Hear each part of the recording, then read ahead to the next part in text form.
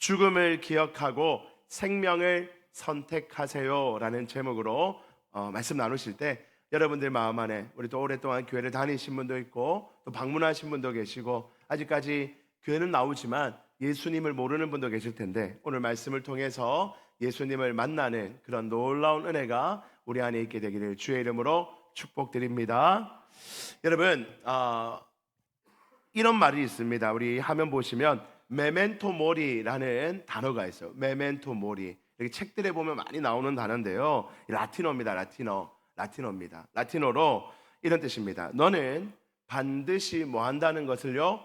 죽는다는 것을 기억하라. 메멘토 모리. 너는 반드시 죽는다는 것을 기억하라 라는 뜻입니다. 이 말이 왜 유행을 할까요? 이 말을 왜 이렇게 쓸까요? 여러분 이 말이 어디서 왔냐면요, 이 말은 고대 로마 시대에 개선식, 어떤 장군이나 왕이 전쟁에서 승리하고 도시로 다시 들어올 때를 개선식 이렇게 말하죠. 그때 유래했다고 합니다. 전쟁에서 승리한 장군에게 허락되는 이 개선식에는요, 관습에 따라서 이 장군에게 화장을 합니다. 빨간색 위주로 해서 얼굴과 몸에 화장을 멋지게 합니다. 승리했다는 것을 의미하죠. 그렇게 붉게 칠하고 말을 타는데요, 흰색 말, 백마, 좋은 말이죠. 백마 4마리가 탁 끄는 마차를 타고 뒤에서 그 장군이 서요. 그리고 문으로 들어갑니다. 그러면 이 백성들, 시민들이 모여가지고 환호를 합니다. 전쟁에서 승리를 이끈 저 장군을 소리 높여 환호합니다. 우리나라도 옛날에 그런 거 있었지요. 무슨 스포츠 대회 나가서 우승하고 오면 뭐 승리를 거두면 이 차 타고 쭉 가면 시민들 나와서 막 손 흔들고 격려하고 했던 그런 그림들이 기억납니다. 마치 그런 것처럼 그렇게 카퍼레이드 하듯이 그렇게 했다는 거예요.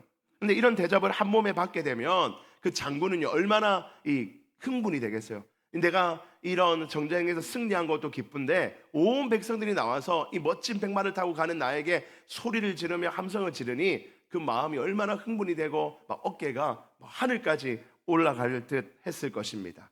그런데 이 개선식 마차에는요 장군만 타는 것이 아니라 또 한 명이 같이 타요. 그 전승에 의하면 그 당시 사람 중에서 가장 비천하다고 할 수 있는 노예 한 사람을 옆에 태웁니다. 그리고 그 노예가 같이 옆에 타서 사람들이 막 환호하면서 가고 있는 가운데 그 마차 옆에서 그 장군의 귀에다 대고 계속해서 말해주는 말이 있어요. 그 말이 뭐냐면 바로 이 메멘토 모리 이렇게 말을 계속 해줬다고 합니다. 귀에다 대고 너는 죽는다는 것을 잊지 마라. 너 반드시 죽는다는 것을 잊지 마라 라고 말해줬다는 거예요. 여러분 왜 그렇게 했을까요?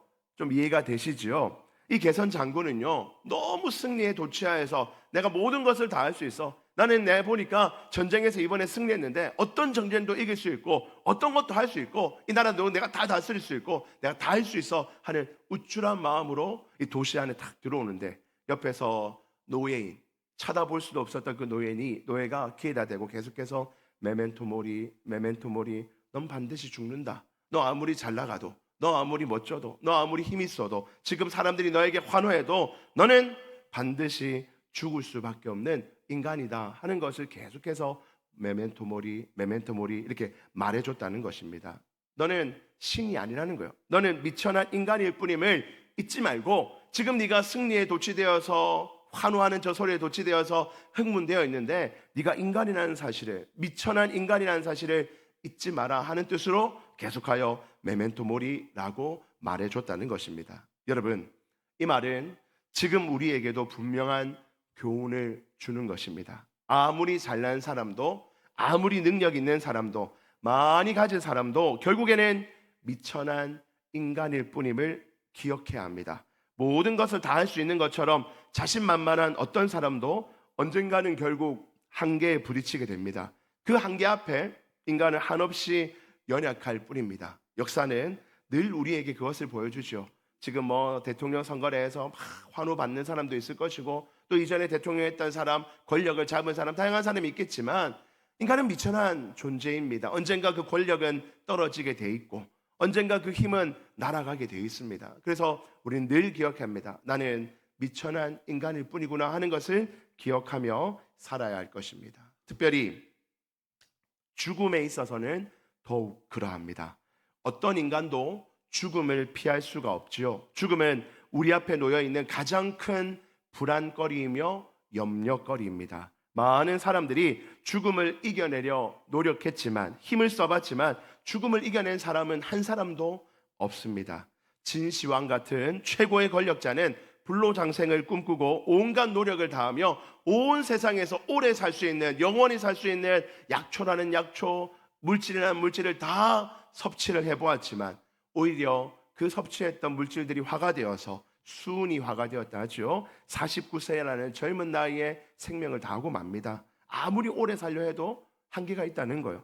현대과학도 여러 가지 생명공학 기술로 인간의 수명을 연장하려 합니다. 세포를 바꾸고 치매 오는 그거를 바꾸어 가지고 치매를 없게 하고, 암도 정복된다. 암도 발생할 수 있는 그 유전자를 조작해 가지고 암도 안 오게 할 수 있다. 그런 과학들이 지금 막 발전하고 있죠. 그렇게 될지 모릅니다. 그러나 여러분, 그렇게 된다 한들 우리의 생명이 영원하지는 않을 것입니다. 좀 늘려봐야 50년이요. 좀 더 늘려봐야 100년 아니겠습니까? 언젠가 인간은 죽을 수밖에 없는 미천한 존재라는 것입니다. 여러분, 오늘 우리는 이 사실을 먼저 기억하며 말씀 가운데 나아가야 합니다. 오늘 첫 번째 우리 본론으로 들어가서요, 하나님께서 우리에게 주시는 교훈이 여기에 담겨 있습니다. 첫 번째로 27절 말씀 보겠습니다. 한 번 죽는 것은 뭐라고요? 정해진 것이라는 것. 한 번은 반드시 죽는다는 겁니다. 한 번 죽는 것은 사람에게 정해져 있는 하나님의 원리입니다. 인간이 죽는 것은 사람에게 정해져 있어요. 그것을 바꿀 수가 없습니다. 그렇다고 어차피 죽는 거 체념하고 살자 하고 체념하고 사라지겠습니까? 간혹 그런 분들이 있습니다. 죽으면 죽는 거지. 나는 하나도 겁 안 난다. 죽으면 죽는 거지. 난 죽음에 대해서 겁이 없는 사람이다. 죽는 거 가지고 겁내는 사람들, 저 왜 이렇게 겁쟁이들이야. 죽으면 죽는 거지 하고 허세를 부리는 사람들이 종종 있습니다. 젊은 사람들일수록 그럴 수 있어요. 그러나 여러분, 과연 그럴까요? 과연 죽음이 두렵지 않겠습니까? 우리는 모두 죽음이라는 두려움을 다 가지고 살아가고 있다는 것입니다. 죽음의 순간에 느낄 고통, 죽음의 순간에 느낄 공허함, 죽음의 순간에 느낄 외로움, 이런 것들도 두려움이 됩니다. 저도 그런 두려움이 있어요. 나의 죽음에 대한 사람들의 평가, 내가 죽으면 내 자녀들이 나를 뭐라 평가할까? 내 친구들은 뭐라 평가해 줄까? 그런 평가에 대한 두려움, 그리고 나의 죽음으로 인해서 남겨질 나의 배우자, 남겨질 내 자녀, 남겨질 나의 형제, 성도들 생각하면 그 아픔과 슬픔 역시 두려움으로 다가옵니다. 그리고 죽음 이후에 우리가 어떻게 될 것인지에 대해서도 우리는 두려울 수밖에 없는 것입니다. 그런데 여러분, 여기서 죽음에 대해 두려워해야 할 더 중요한 사실이 오늘 본문에 기록되어 있습니다. 죽음이 왜 이렇게 두려운 것인가에 대한 분명한 사실이 27절 후반절에 있어요. 같이 한 번 더 27절 처음부터 같이 한번 읽어봅니다. 시작. 한 번 죽는 것은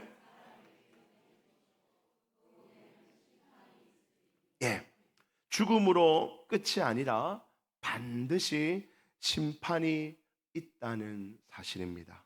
죽음 이후에 우리는 심판을 받게 됩니다. 죽음을 피할 수 없는 것처럼 어느 누구도 이 심판을 피할 수가 없습니다. 왜 죽음 이후에 심판이 있을까요? 죽음이라는 것이 죄로 인해서 우리에게 온 것이기 때문에 그 죄 때문에 죽고 나서는 심판 또한 있게 된다는 겁니다. 원래 하나님이 사람을 만드셨을 때는 죽음을 알지 못하게, 죽음을 경험하지 않도록 우리를 만드셨습니다. 죽음을 모르고 영원히 살도록 만드셨어요. 그런데 왜 죽음이 우리 인생에 놓여져 있을까요? 그것은 죄 때문입니다. 로마서 6장 23절에 죄의 삭은 사망이다. 삭이라는 것은 값이라는 거죠. 값.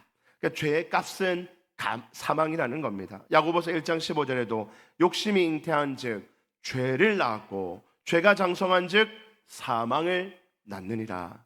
죄가 사망을 부른다는 겁니다. 우리가 지은 죄로 말미암아 사망이 우리 인생 앞에, 죽음이 우리 인생 앞에 반드시 놓여져 있다는 것입니다.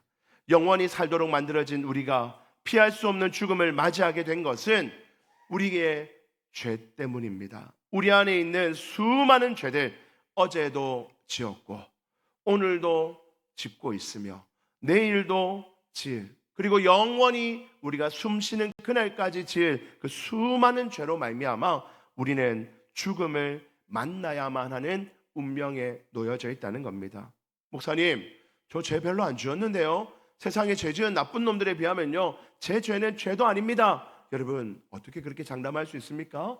여러분들 때문에 가슴 아팠을 가족, 여러분들 때문에 가슴 아팠을 어린 시절의 내 친구, 나 때문에 상처받았던 어떤 사람, 여러분들 어떻게 그 아픔과 상처를 여러분 다 알 수 있어요? 저도 그렇지 않습니까? 저도 지금까지 살아오며 상처 안 주려고, 남한테 피해 안 주려고 살았다고 말할 수도 있겠지만, 그러나 나 때문에 상처 입은 사람, 고통받은 사람, 아파하는 사람 얼마나 많았는지 모릅니다.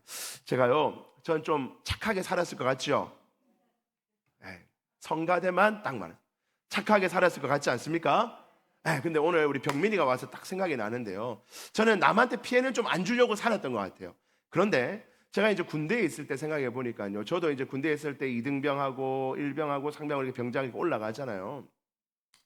1병, 2병 때 뭐 얼마나 고생했는지 모릅니다. 저는 좀 노래를 좀 하잖아요, 그죠? 감사해요. 좀 답을 좀 해주세요. 노래를 하니까 이게 보초를 서로 나가요. 보초 서면 아침에 이제 아마 2시간씩 보초 서면요, 딱 서자마자 제 위에 있는 그 사람이 늘 노래를 시켰어요. 늘 노래를 하래요. 계속 2시간 동안 계속 노래를 하라는 거예요. 노래를 2시간 동안 어떻게 합니까, 여러분? 계속 불렀어요. 서가지고 무슨 꽃피는 뭐 하고 제가 아는 노래는 다 불렀어요. 계속 부르면 또 해라. 막 제가 너무 힘들었어요. 그래서 또 가면 예배당 오면 또 외워서 해야 되니까 다른 노래 또 외워가지고 또 가요. 다음 훈련 때는 딴 노래 하라니까. 그럼 또 노래를 불렀어요. 그래서 노래를 멈추면 막 뭐라 하고. 그래서 제가 많이 힘들었거든요. 그래서 이제 제가 시간이 지나면서 상병되고 병장 되잖아요. 그러면 이제 나는 그런 거 안 시켜야지. 난 절대 안 해야지. 난 진짜 착한 사람이 돼야 되겠다 마음을 먹었지만, 병장이 되면 예쁘잖아요. 막 들어온 2등병이 예쁘니까, 이쁘면 뭘 해봐야 되겠어요? 노래를 지켜봐야 돼요. 노래를 지켜보는 거.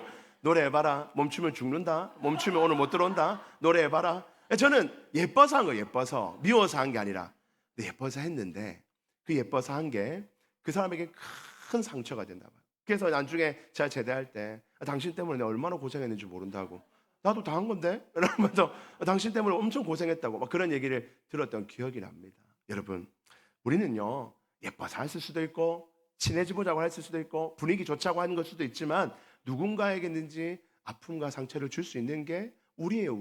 그러니까 우리가 죄를 안 짓고 산다, 있을 수가 없습니다. 우린 다 죄 덩어리입니다. 어딘가에게는 피해를 주고, 누군가에게는 상처를 주고, 누군가에게는 아픔을 주고 살아가는 그런 죄인입니다. 그러므로 여러분, 우리의 죄로 말미암아 사망이 우리 앞에 놓여 있고, 그 사망 후에는 그 죄값에 따라 심판을 받게 된다는 것입니다. 사랑하는 성도 여러분, 우리는 다 이런 사망 앞에 놓여 있고, 그 사망 후에 심판 앞에 놓여 있는데요, 여러분, 이 심판에 대해서 재판이죠, 재판. 이 재판에 대해서 여러분 준비를 하고 있습니까? 이 세상에서 법은 그냥 사형 당하면 제일 큰 벌이니까 끝이에요. 그러나 하나님 나라에서 법은 사형, 죽음 이후에 그 다음 심판이 더 엄중하다는 것입니다. 그래서 우리는 그 죽음 이후에 심판을 준비해야 하는 것입니다. 여러분은 죽음 이후에 받을 그 두려운 심판에 대해서 준비하고 있으십니까? 간혹 죽음을 미리 준비하는 분들이 계십니다. 유언을 미리 써두시는 분들도 계시고, 내 물건을 미리 정리하고 계신 분들도 계십니다. 재정적으로도 내 재산 이 정도 있는데 이것은 아들에게, 이것은 딸에게 미리 나누어 주시는 분들도 계시지요. 죽음을 준비한다는 것은요, 참 거룩한 일이면서도 두렵고 떨리는 일일 것입니다. 하물며 죽음 이후에 있을 심판, 죽음 이후에 있을 하나님 앞에서는 재판, 그것을 우리 힘으로 준비한다는 것은요, 불가능한 일입니다. 얼마나 어려운 일이겠습니까? 그래서 대부분의 사람들은 죽음 이후에 있을 심판에 대해서는 포기해버립니다.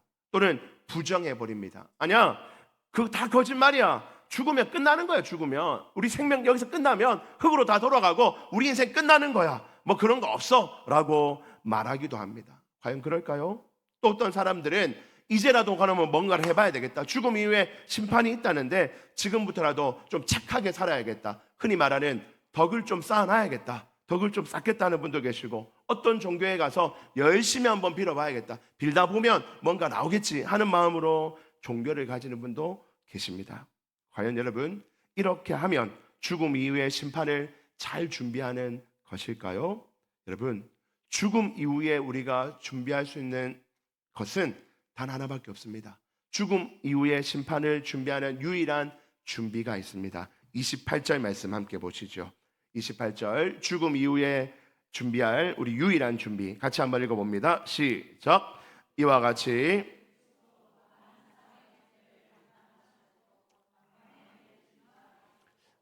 죽음 이후에 있을 심판, 우리 모두가 맞이하게 될 그 심판 앞에서 우리가 할 수 있는 유일한 준비는요, 어떤 유능한 변호사를 사오는 것도, 지금부터라도 덕을 많이 쌓는 것도, 여러 종교를 통하여서 뭔가를 얻어가는 것도 아니라는 겁니다. 죽음 이후의 심판에 우리가 유일하게 준비할 수 있는 한 가지는 이 본문입니다. 그리스도도 많은 사람의 죄를 담당하시려고 단번에 들이신 바 되셨고. 여러분, 여기서 그리스도라는 말은요, 예수님을 뜻합니다. 우리는 예수는 이름이고 그리스도는 그의 직분입니다. 그래서 우리는 그것을 예수 그리스도 이렇게 부르지요. 예수 그리스도는 많은 사람의 죄를 담당하시려고 단번에 들이신 바 되셨다라고 합니다.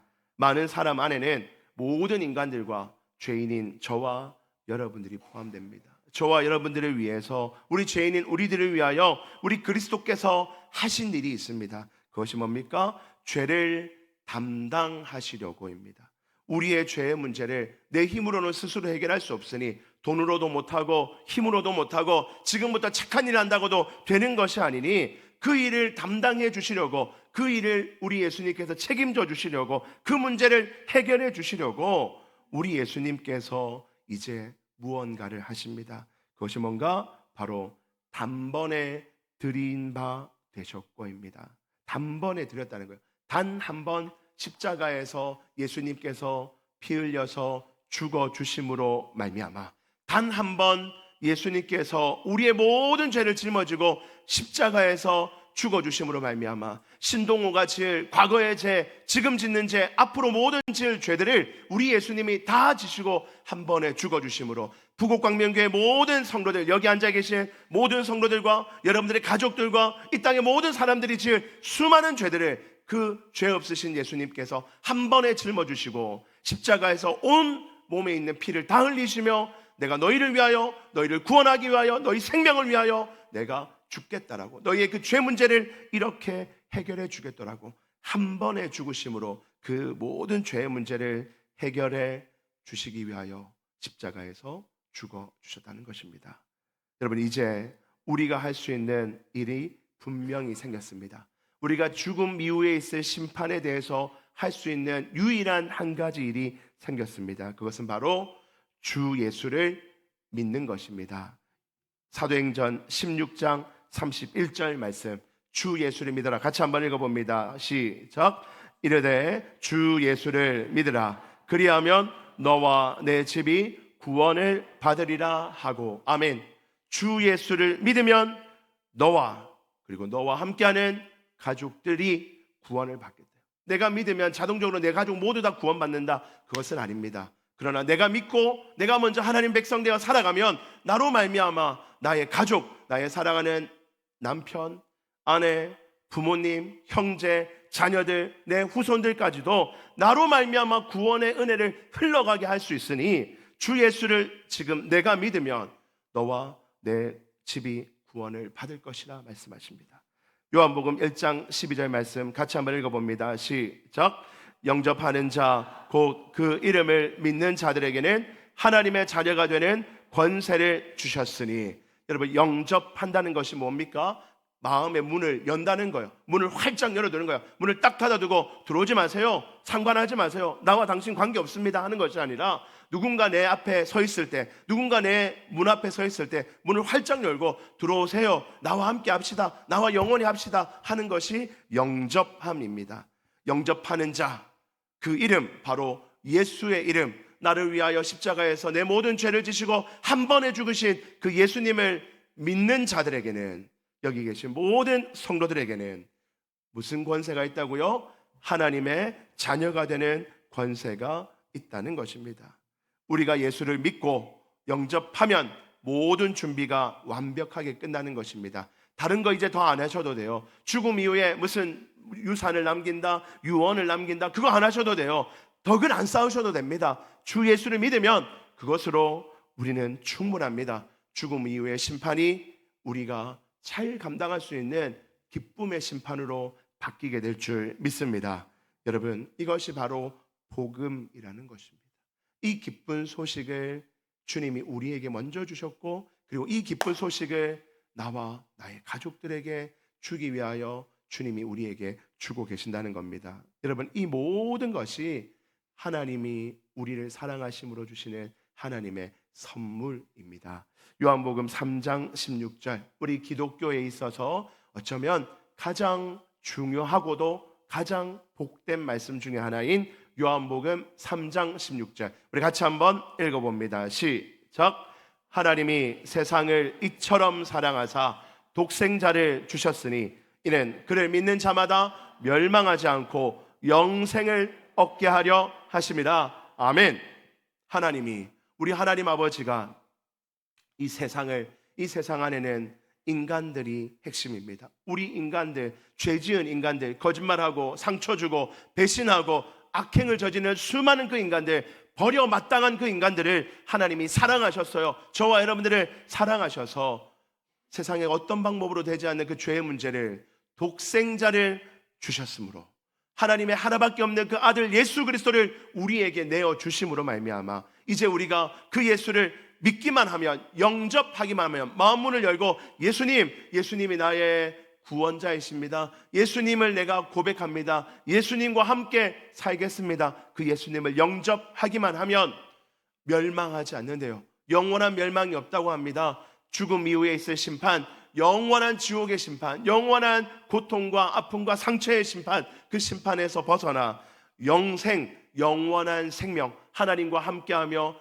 고통도 아픔도 슬픔도 절망도 괴로움도 없는 그 영원한 생명을 우리가 얻게 된다는 것입니다. 그것이 바로 하나님이 주시는 우리의 선물입니다. 그런데 여러분, 하나님이 이 선물을 우리에게 주시기 위하여 하나님이 희생하신 것이 바로 자신의 아들 예수님입니다.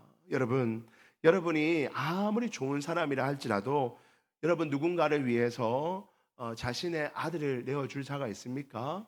없어요. 제가 여러분들을 사랑합니다. 우리 부곡강명교회 성도님들 너무 사랑해요. 우리 장로님들, 권사님들, 집사님들, 청년들, 우리 어린아이들 너무 좋아요. 그렇단들 여러분들 내가 돕자고, 여러분들 좀 살리자고 제 아들을 내어주겠습니까?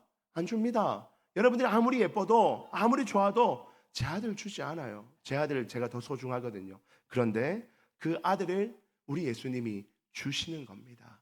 그것이 하나님이 여러분들을 향한 사랑이에요. 믿지 않는 자들이 있다면 하나님이 그 아픈 마음으로 내가 내 아들을 내어주어서 너 살리자고 이렇게 했는데, 너가 예수 이름 믿기만 하며 예수 이름 부르기만 하며 예수를 영접하기만 하면 한없는 복을 너에게 주려고 예비해 두었는데 믿어라, 영접하라라고 우리 하나님이 우리에게 말씀해 주십니다. 우리 그 하나님의 마음을 우리 영상을 통해서 함께 좀 보고자 합니다. 제가 이런 이 복음 선교할 때마다 여러 영상들을 많이 보는데요, 그 중에 이 영상이 한 몇십 년 된 영상인데도요 제일 좋은 영상인 것 같아요. 이게 제일 감동스러운 영상입니다. 여러분 보신 분도 있겠지만 저와 함께 한번 같이 보시면, 혹 이 자리에 아직 주님의 영접을 하지 못한 자들이 있다면 하나님이 어떤 마음으로 예수를 내어주셨는지, 그리고 우리를 얼마나 사랑하시는지를 한번 경험해 보기를 원합니다. 우리 뒤에 혹시 우리 집사님들 중에 불 좀 꺼주실 수 있는 분들 앞쪽에 불 좀 꺼주시고요, 영상 주영이가 좀 해주시면 되겠네요. 앞에 영상 한번 보여주시기 바랍니다. 소리 좀 올려주시고요. Když svítí, tak víš, 맨 že na 아래 tebe 거 někdo myslí. Ty jsi hlava. A ty doopravdy.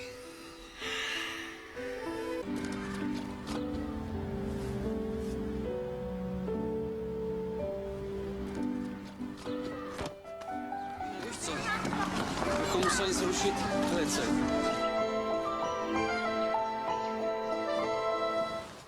Za hodinu pojede vlak, jo. Za 30 minut pro tebe přijdu a půjdeme nahoru a budeme pouštět čoupátka, jo? Položíme most. No, mostem položíme most, jo? Jo! 30 minut sedět, nikam neběhat.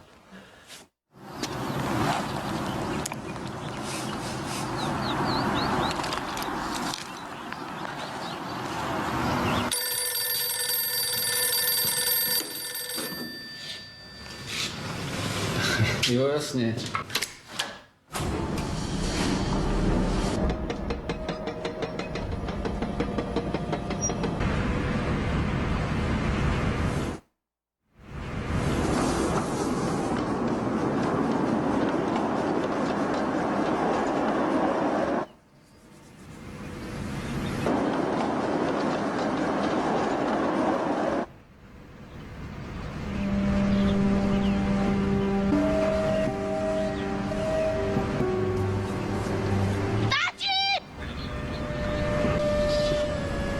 Tati, ten vlak jede moc brzo!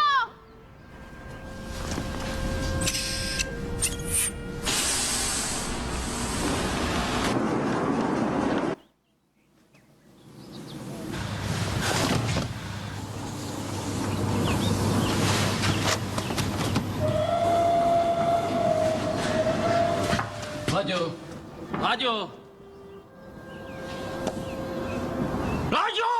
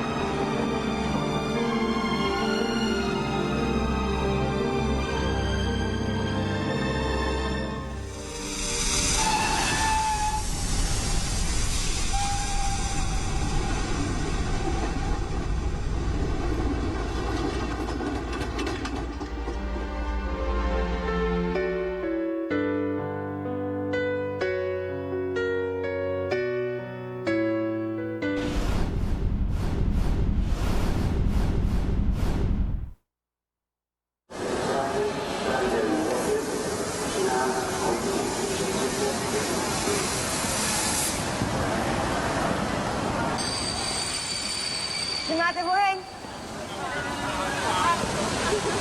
Oheň. I'm sorry. You are a nice boy, but I'm too beautiful for you. Goodbye, Brad from America.